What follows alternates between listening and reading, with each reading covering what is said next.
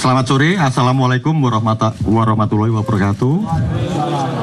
Salam sejahtera buat kita semua, Om Swastiastu, Namo Buddhaya, salam kebajikan.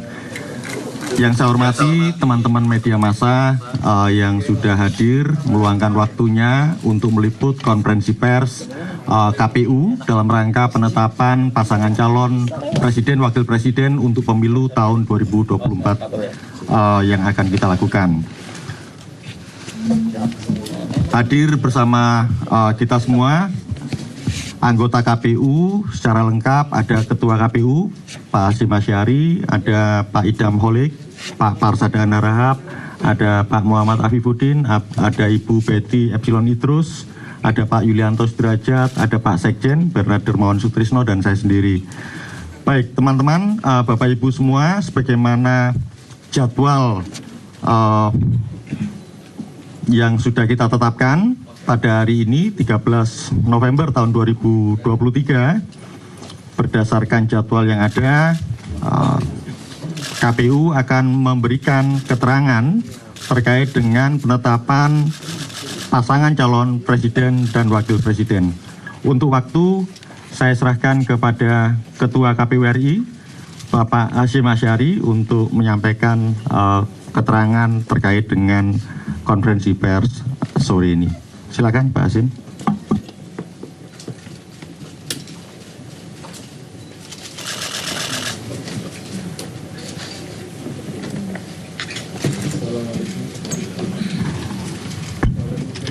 Assalamualaikum warahmatullahi wabarakatuh. Selamat sore dan salam sejahtera untuk kita sekalian. Yang saya hormati para anggota KPU hadir lengkap di sini. Di sebelah kanan saya Mas Idham Holik, Mas Parsada Harahap, Mas Agus Melas. Sebelah kiri saya Mas Muhammad Afifuddin, Mbak Betty Epsilon Idrus, Mas Yulianto Sudrajat, Pak Sekjen KPU, teman-teman sekalian, para jurnalis yang berkesempatan hadir meliput konferensi pers pada hari ini. Pada hari ini, hari Senin tanggal 13 November tahun 2023, sebagaimana yang dijadwalkan di dalam tahapan pemilu 2024, KPU melaksanakan rapat pleno tertutup dalam rangka untuk penetapan pasangan calon presiden dan calon wakil presiden sebagai peserta pemilu tahun 2024 yang telah dilaksanakan di kantor KPU di Jalan Imam Bonjol di sini nih, nomor 29, Menteng, Jakarta Pusat, tadi sekira pukul 14 WIB lebih 2 menit dan 14.02.0.24 WIB. Jadi sebagaimana ditentukan oleh Undang-Undang Pemilu nomor 7 2017 bahwa penetapan rapat pleno untuk penetapan pasangan calon presiden wakil presiden sebagai peserta pemilu itu dilaksanakan dalam sidang pleno KPU secara tertutup dan telah kami laksanakan. Pada kesempatan nanti akan kami sampaikan hal-hal yang berkaitan dengan proses pendaftaran bakal pasangan calon, siapa saja nama yang didaftarkan, kemudian partai politik dan gabungan partai politik yang mendaftarkan pasangan calon, dan kemudian rangkaian pemeriksaan kesehatan, verifikasi dokumen persyaratan calon yang diperiksa atau diverifikasi, dan sampai dengan penetapan hasil dari verifikasi dokumen persyaratan, baik itu syarat pencalonan maupun syarat calon masing-masing bakal calon presiden, dan penetapan pasangan calon presiden wakil presiden sebagai peserta pemilu 2024. Setelah kegiatan hari ini menurut Undang-Undang Pemilu dilanjutkan pada hari berikutnya, esok hari Selasa tanggal 14 November 2023, yaitu kegiatan pengundian nomor urut bagi pasangan calon presiden wakil presiden peserta pemilu 2024. Selain itu juga sehubungan dengan telah ditetapkannya pasangan calon presiden wakil presiden, maka kemudian secara melekat dilakukan pengamanan dan pengawalan untuk masing-masing individu capres dan cawapres yang dilaksanakan oleh kepolisian, yang tadi setelah kami melaksanakan rapat pleno penetapan pasangan calon presiden wakil presiden sebagai peserta pemilu, dilakukan serah terima untuk pengamanan bagi masing-masing pasangan calon presiden wakil presiden oleh Kepolisian Republik Indonesia. Selanjutnya secara detail akan dibacakan, akan disampaikan penjelasan tentang hal-hal yang berkaitan dengan kegiatan pendaftaran, verifikasi, dan akhirnya pada hari ini adalah penetapan pasangan calon presiden wakil presiden akan disampaikan oleh Mas Idham Holik, Ketua Divisi Teknis Penyelenggaraan Pemilu, dan untuk serah terima Satgas untuk pengamanan Capres dan Cawapres nanti akan disampaikan oleh Mas Muhammad Afifuddin, Ketua Divisi Hukum dan Pengawasan. Silakan Mas Idham. Terima kasih Mas Ketua. Bismillahirrahmanirrahim. Assalamualaikum warahmatullahi wabarakatuh.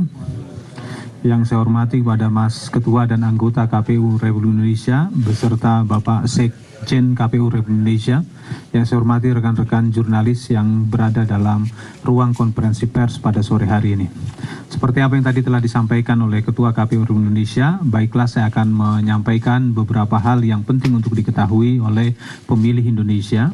Yang pertama, saya akan menyampaikan mengenai urutan pendaftaran bakal pasangan calon presiden dan wakil presiden yang sebagaimana telah kita saksikan bersama di rentang tanggal 19 sampai dengan tanggal 25 Oktober 2023.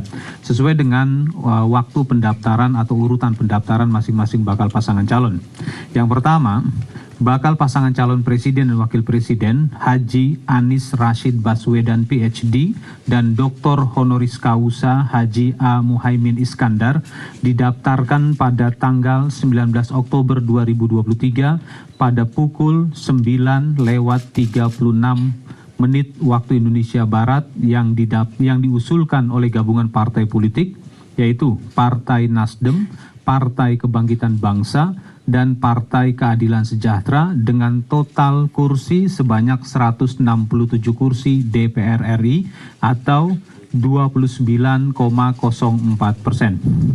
Selanjutnya yang kedua, Bapak Haji Ganjar Pranowo SH MIP dan Profesor Dr. Haji M. Mahfud MD telah didaftarkan pada hari Kamis tanggal 19 Oktober 2023 pada pukul 12:20 waktu Indonesia Barat yang diusulkan oleh gabungan partai politik PDI Perjuangan, Partai Persatuan Pembangunan, Partai Perindo, dan Partai Hati Nurani Rakyat dengan total suara sah sebanyak 39.276.935 atau 28,06%.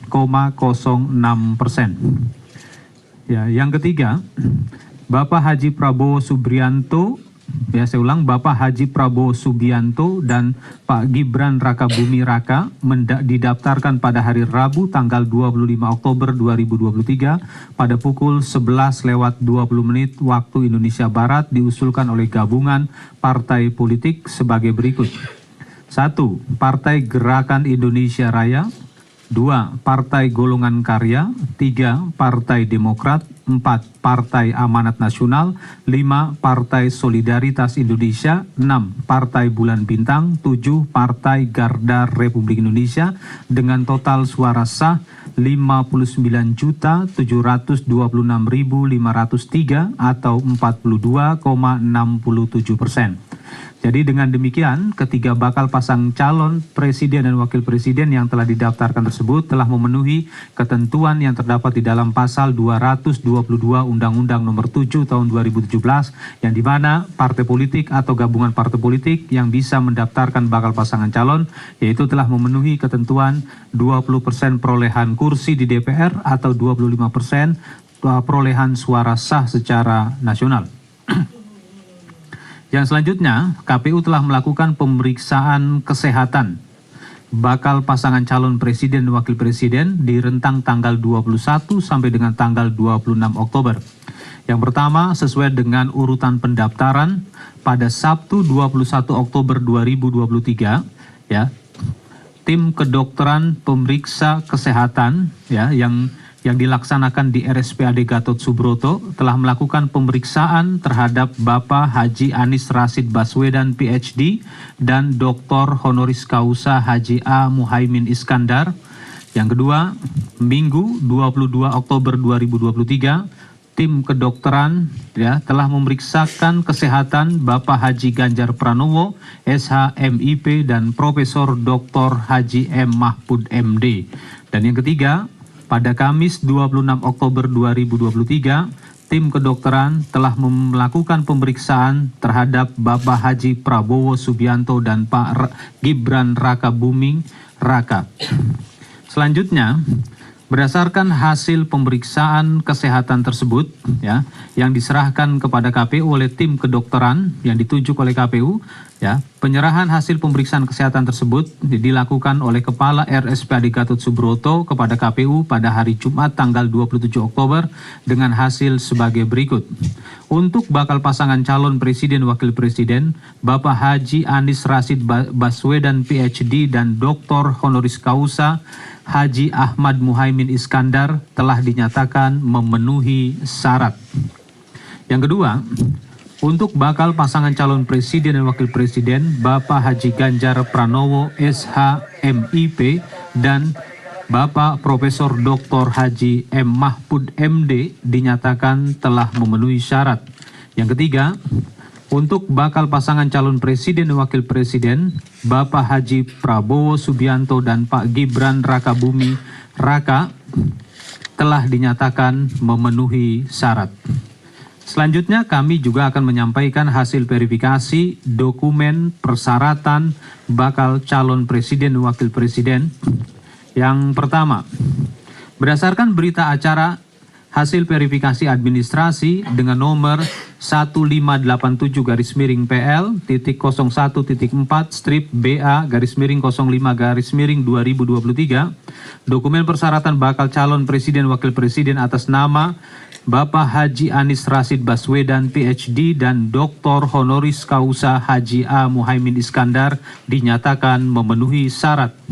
Selanjutnya, berita acara nomor 15-4/BA-05-2023, dokumen persyaratan bakal calon presiden atas nama Bapak Haji Ganjar Pranowo SH MIP dan Bapak Profesor Dr. Haji M. Mahfud MD dinyatakan memenuhi syarat.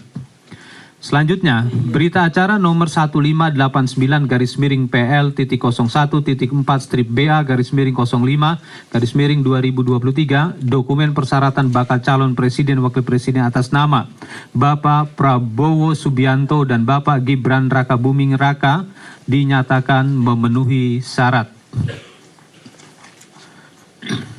Selanjutnya KPU pada hari ini sesuai dengan pasal 276 ayat 1 pada tanggal 13 November 2023 jam 14 waktu Indonesia Barat lewat 2 menit dan 24 detik. Kami memilih waktu jam 14 lewat 2 menit lewat 24 detik menjadi pesan simbolik. Itu adalah hari pemungutan suara nanti. Ya, angka-angkanya. Berdasarkan pasal 235 ayat 1 Undang-Undang Nomor 7 Tahun 2017 dan telah dilakukan sidang pleno KPU tertutup sebagaimana tadi yang telah dijelaskan oleh Ketua KPU Republik Indonesia, ya, KPU telah menyatakan, ya, bahwa pasangan calon presiden dan wakil presiden Haji Anies Rashid Baswedan PhD dan Dr. Honoris Causa Haji A. Muhaimin Iskandar yang diusulkan oleh partai politik, Partai Nasdem, Partai Kebangkitan Bangsa, Partai Keadilan Sejahtera telah dinyatakan memenuhi syarat dan dinyatakan sebagai pasangan calon presiden dan wakil presiden untuk pemilu serentak 2024. Selanjutnya, untuk pasangan calon presiden dan wakil presiden Haji Ganjar Pranowo SH MIP dan Profesor Dr. Haji M. Mahfud MD yang diusulkan oleh partai politik PDI Perjuangan, Partai Persatuan Pembangunan, Partai Perindo, Partai Hati Nurani Rakyat telah dinyatakan memenuhi syarat sebagai pasangan calon presiden dan wakil presiden untuk pemilu serentak 2024.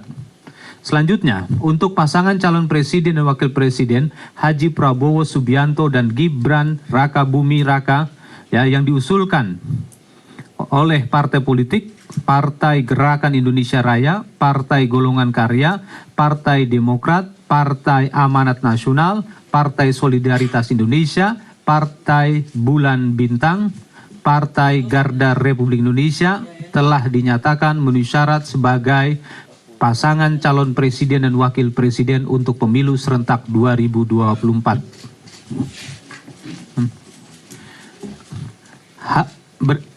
Hasil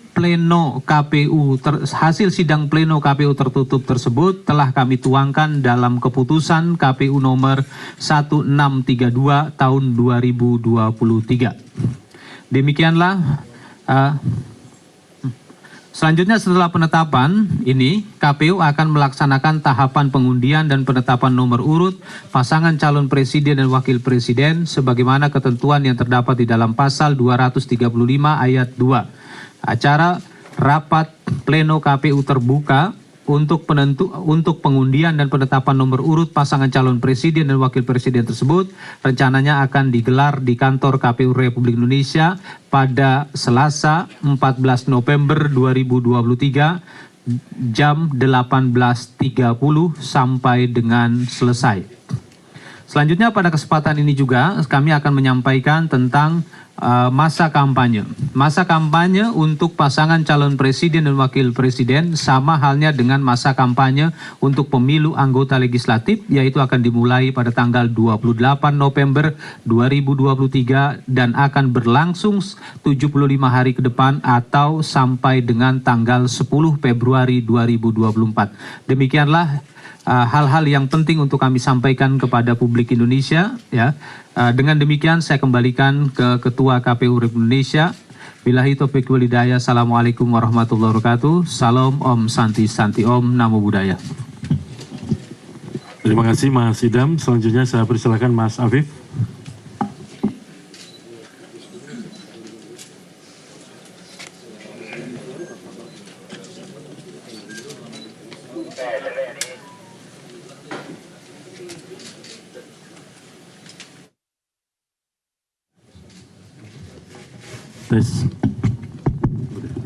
Cek. Assalamualaikum warahmatullahi wabarakatuh. Ketua KPU dan para anggota KPU, Pak Sekjen, teman-teman media yang saya banggakan, kami akan menyampaikan terkait dengan penandatanganan serah terima Satgas PAM Capres dan Cawapres pasca penetapan calon presiden dan calon wakil presiden yang baru saja kami lakukan. Sebagaimana tadi disampaikan Pak Ketua KPU bahwa KPU juga sudah melakukan penandatanganan serah terima Satgas PAM Capres dan Cawapres baru saja dilakukan beberapa menit sebelum kompres ini kita lakukan berdasarkan Peraturan Presiden Nomor 85 Tahun 2018 tentang pengamanan dan pengawalan calon presiden dan wakil presiden dalam penyelenggaraan pemilu. Serah terima tersebut tertuang dalam berita acara nomor 11 Romawi garing ops titik BA garing BA strip 1 garing 11 Romawi garing ops titik 1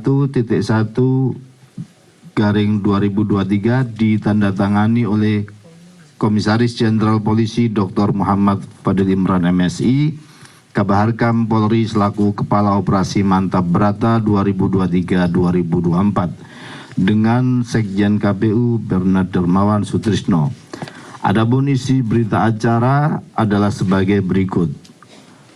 1. Pihak ke-1 menyerahkan 444 personel polisi Republik Indonesia berikut kelengkapan pendukung yang melekat dalam Satuan Tugas Pengamanan dan Pengawalan Calon Presiden dan Calon Wakil Presiden Satgas PAM Capres dan Cawapres pada pemilihan umum tahun 2024 terdiri dari A. Pamwal Capres Haji Anies Rashid Baswedan PhD berjumlah 74 personel, 2 tim. B. Pamwal Capres Haji Ganjar Pranowo SHMIP berjumlah 74 personel, 2 tim. C. Pamwal Capres Haji Prabowo Subianto berjumlah 74 personel, 2 tim. D. Pamwal Cawapres Dr. Honoris Causa Haji Abdul Muhaimin Iskandar berjumlah 74 personel, 2 tim. E. Pamwal Cawapres Profesor Dr. Haji Muhammad Mahfud MD berjumlah 74 personel, 2 tim. F. Pamwal Cawapres Gibran Raka Buming Raka berjumlah 74 personel, 2 tim. Kedua, pihak kedua menerima penyerahan tersebut dalam keadaan lengkap. Selanjutnya pihak kedua akan menugaskan Satgas PAM Capres dan Cawapres sesuai ketentuan dan perundang-undangan yang berlaku. Demikian sebagai informasi tambahan setelah penetapan Capres dan Cawapres yang dilakukan di KPU RI. Terima kasih.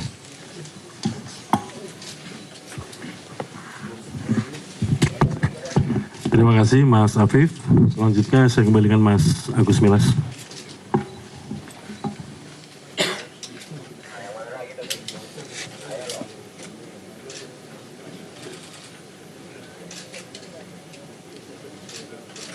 Oke, baik.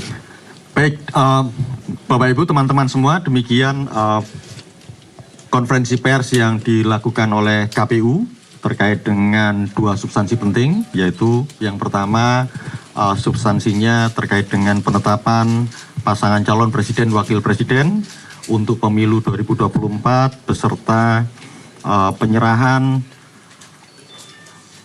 terkait dengan pengamanan untuk bakal pasangan calon presiden wakil presiden. Saya kira untuk sesi ini kita bisa buka mungkin 1 atau 2 sampai 3 pertanyaan. Setelah itu nanti mungkin bisa dilanjutkan dalam wawancara lebih lanjut. Kita mulai. Bentar. Ada 1, Mas Satrio, kemudian yang belakang kacamataan ya, berdiri. Udah, itu aja ya, 2 ya. Ada lagi? Oh ya, saya maaf nggak kelihatan. Yang ketiga di sebelah kanan saya. Silakan disebutkan nama dan dari media mana ya. Silakan Mas. Assalamualaikum warahmatullahi wabarakatuh. Selamat siang kepada Bapak Ibu Komisioner KPU RI. Saya Ahmad Satrio dari kantor Berita Politik Hermol. Mau izin menegaskan aja Mas terkait dengan syarat pemenuhan presidensial threshold tadi, ini untuk bahan edukasi kepada masyarakat. Dari penjelasan Mas Idam tadi disebutkan untuk salah satu capres itu menggunakan kuotasi 20% kursi, kemudian yang 2 capres-cawapres lainnya itu menggunakan kuotasi suara.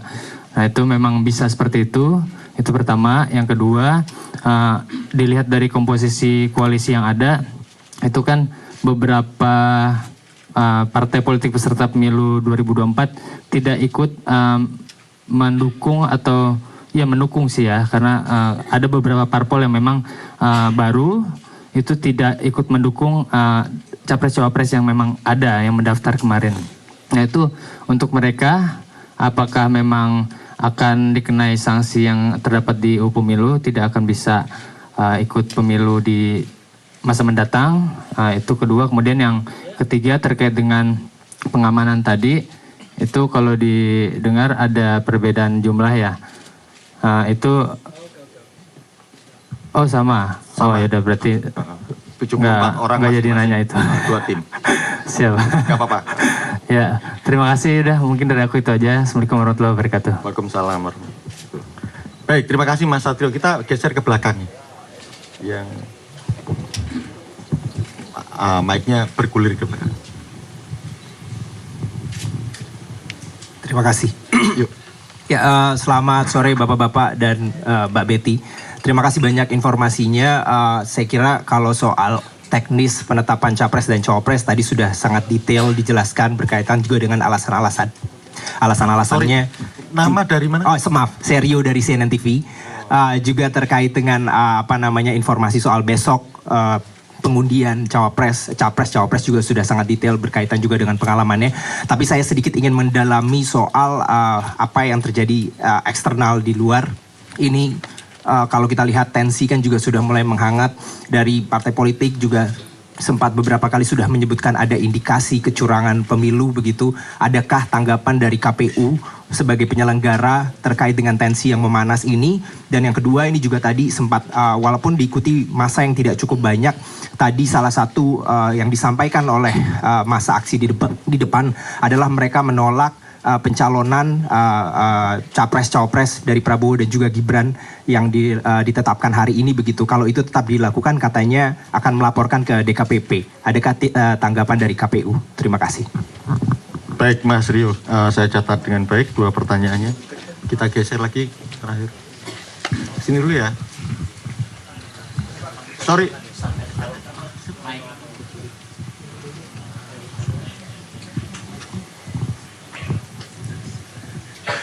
Selamat sore Bapak dan Ibu KPU semuanya. Nama saya Rizky dari Pikiran Rakyat Media Network. Saya ingin nanya satu hal sih soal debat pemilihan presiden nanti. Kan debat pemilihan presiden itu ada 6 segmen ya. Dan ada gak sih kayak 5 segmen, maaf.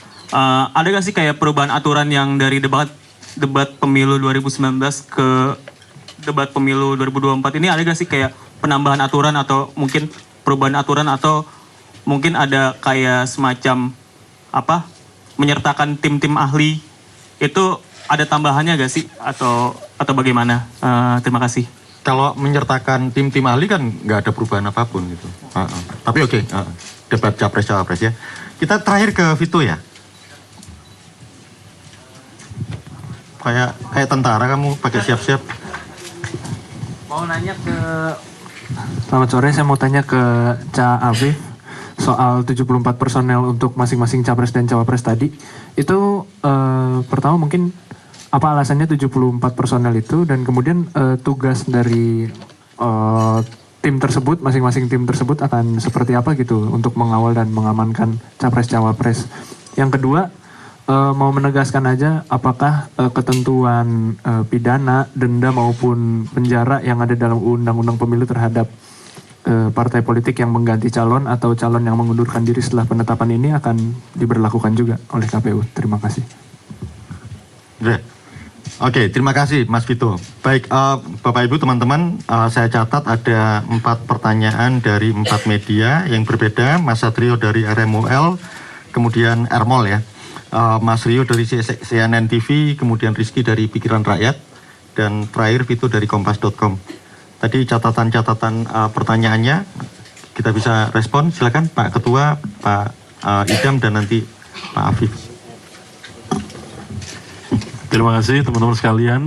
Mas Satrio dari Ermol, Mas Rio CNN TV, Mas Rizky Pikiran Rakyat ya, Mas Vito dari Kompas. Langsung saja saya rangkum ya. Yang pertama, bahwa di dalam Undang-Undang Nomor 7 2017 tentang Pemilu, syarat pencalonan untuk bakal calon presiden wakil presiden itu didaftarkan atau diusulkan oleh partai politik atau gabungan partai politik yang memenuhi syarat perolehan kursi dan atau perolehan suara. Jadi perolehan kursi ini kursi DPR RI hasil pemilu terakhir, sehingga dengan demikian adalah pemilu 2019. Demikian juga suara sah adalah suara sah nasional untuk pemilu anggota DPR yang terakhir, yaitu pemilu 2019. Penggunaannya tentu kontekstual sesuai dengan gabungan partai politik. Kalau gabungan partai politik yang menggabungkan diri itu semuanya punya kursi di DPR, maka menghitungnya adalah perolehan kursi DPR RI. Tetapi kalau gabungan partai politik itu ada yang memperoleh kursi dan ada yang memperoleh suara, yang jelas yang punya kursi pasti punya suara, sehingga belum demikian juga yang punya suara belum tentu punya kursi, maka dicari titik temunya yaitu perolehan suara. Sehingga sebagaimana kami sampaikan nanti detailnya di dalam materi siaran pers akan kami sampaikan supaya penulisnya boleh dikatakan nanti teman-teman bisa membaca dan mengutip secara jelas ya. Jadi pada dasarnya untuk yang menggunakan perolehan kursi adalah minimal memperoleh 20% kursi DPR RI hasil pemilu terakhir yaitu 2019. Kalau menggunakan kategori perolehan suara adalah minimal 25% total suara sah pemilu DPR yang terakhir yaitu pemilu 2019. Yang berikutnya soal sekiranya ada indikasi dugaan pelanggaran, saya kira secara mekanisme dan kelembagaan sudah diatur di Undang-Undang Pemilu. Disiapkan lembaga Bawaslu apabila kemudian ada pihak-pihak yang menengari ada dugaan, indikasi dugaan pelanggaran pemilu. Laporannya dan segala macam mekanismenya diatur dan juga yang menangani adalah teman-teman di Bawaslu. Kemudian kalau soal KPU dilaporkan ke Bawaslu atau diadukan ke DKPP, teman-teman sekalian yang perlu kita sama-sama pahami begini. Di dalam Undang-Undang Pemilu nomor 7 2017, posisi KPU itu selalu terlapor di Bawaslu, termohon di Bawaslu, teradu di DKPP, tergugat di PT UN, di Mahkamah Agung, dan juga termohon nanti sengketa hasil pemilu ke Mahkamah Konstitusi. Jadi sudah menjadi bagian dari risiko pekerjaan KPU kalau kemudian diadukan ke DKPP, kalau dilaporkan ke Bawaslu. Tentu saja sekiranya ada tentu akan kami pelajari detail-detailnya dan kami akan menyiapkan jawaban-jawaban, argumentasi dan juga mengikuti persidangan-persidangan yang akan digelar oleh lembaga-lembaga tersebut. Yang ketiga, untuk kampanye dengan metode debat, kampanye untuk calon presiden, wakil presiden, menurut Undang-Undang Pemilu frekuensinya 5 kali. Nah, dalam 5 kali itu ditentukan 3 kali adalah debat untuk calon presiden. Kemudian yang 2 kali itu debat dengan debat antar calon wakil presiden. Nah, detail-detailnya karena hari ini baru saja ditetapkan pasangan calon presiden wakil presiden sebagai peserta pemilu, tentu nanti pembicaraan baru akan kita lakukan setelah hari ini, setelah ada nomor urut juga antara KPU dengan tim masing-masing pasangan calon. Tentang misalkan kapan waktunya, dilaksanakan di mana, durasinya berapa lama, dan kemudian bagaimana metode penyiaran dan peliputannya, termasuk topik-topik apa saja yang menjadi bahan dalam perdebatan kampanye capres-cawapres di Undang-Undang Pemilu juga ruang lingkupnya sudah ditentukan. Nanti kami tentu akan mohon bantuan para pihak yang berkompeten di dalam bidang-bidang tersebut untuk menjadi tim panelis KPU untuk merumuskan topik-topik debat tersebut, dan nanti untuk menjadi moderator atau yang memimpin debat tentu akan kami bicarakan di internal KPU terlebih dahulu, dan kemudian nanti dengan tim masing-masing pasangan calon presiden wakil presiden. Dan pelaksanaannya dalam durasi masa kampanye sebagaimana disampaikan oleh Mas Idam tadi, mulai tanggal 28 November 2023 sampai dengan 10 Februari 2024. Yang berikutnya soal pengamanan dan pengawalan capres-cawapres ini sudah menjadi kebijakan dari waktu ke waktu, dari pemilu ke pemilu. Pada intinya yang menyiapkan personil jumlahnya berapa, dasar penghitungannya bagaimana tentu dari pihak kepolisian. Dan unit-unit yang terlibat di dalam tim pengamanan dan pengawalan masing-masing pasangan calon presiden wakil presiden itu ada pengamanan personil, kemudian ada yang mengurusi protokolernya, waktu tempat kegiatan masing-masing capres-cawapres. Demikian juga untuk transportasi dan juga lalu lintas, termasuk di dalamnya ada unit yang menangani kesehatan. Jadi ada di dalam satu unit pengamanan itu masing-masing bidangnya yang sebagaimana saya sebutkan tersebut. Oh, yang terakhir tadi, jadi yang dapat mencalonkan atau mengusulkan pasangan calon presiden wakil presiden adalah partai politik peserta pemilu terakhir, yaitu pemilu 2019 yang memenuhi persyaratan pencalonan dan tentu saja menjadi peserta pemilu 2024. Nah, oleh karena itu tadi yang disampaikan oleh Mas Vito, kalau ada partai politik yang tidak bisa secara sendirian menggunakan kesempatannya, ya tentu saja sebagaimana konstruksi di Undang-Undang Pemilu tidak akan terkena sanksi sebagaimana ditentukan di Undang-Undang Pemilu. Demikian juga untuk partai politik baru sebagai peserta pemilu 2024, menurut Undang-Undang Pemilu juga belum memungkinkan untuk menjadi bagian dari gabungan partai politik yang mengusulkan atau mendaftarkan. Sekali lagi di Undang-Undang Pemilu digunakan istilah itu bakal pasangan calon yang diusulkan atau didaftarkan. Kalau partai politiknya adalah partai politik atau gabungan partai politik yang mengusulkan atau mendaftarkan, yang digunakan itu. Karena konsekuensinya nanti di dalam desain surat suara pemilu presiden, di dalamnya juga memuat tanda gambar partai politik yang mengusulkan atau mendaftarkan masing-masing pasangan calon presiden tersebut. Saya kira itu yang dapat kami sampaikan. Terima kasih. Sampai di sini. Assalamualaikum warahmatullahi wabarakatuh. Waalaikumsalam warahmatullahi wabarakatuh. Baik, terima kasih Pak Ketua. Saya kira yang respon Pak Ketua yang terakhir tadi untuk Mas Satrio sebenarnya pertanyaan yang tadi ya. Sebentar. Dari Pak Idam sama Pak Afif masih ada? Oh, udah dirangkum sama Pak Ketua. Mudah-mudahan apa yang pertanyaan dari 4 teman-teman media dengan beberapa pertanyaan sudah bisa dijawab dan menjawab pertanyaan itu sendiri. Terakhir ya, satu ya, dari Viva. Oh, Viva.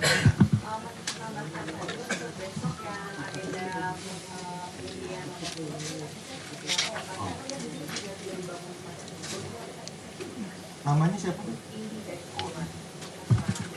Silakan. Oh,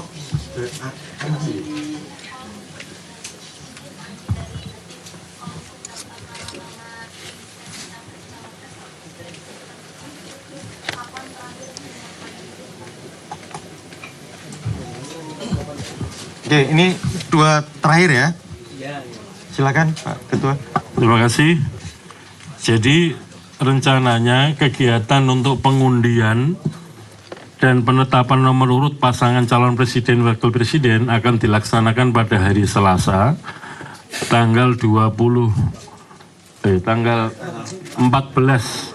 November 2023, rencananya dimulai 18.30. Jadi dimulai dengan gala dinner makan malam dengan pasangan calon presiden, wakil presiden, dan pimpinan partai politik yang mengusulkan untuk mendaftarkan masing-masing pasangan calon.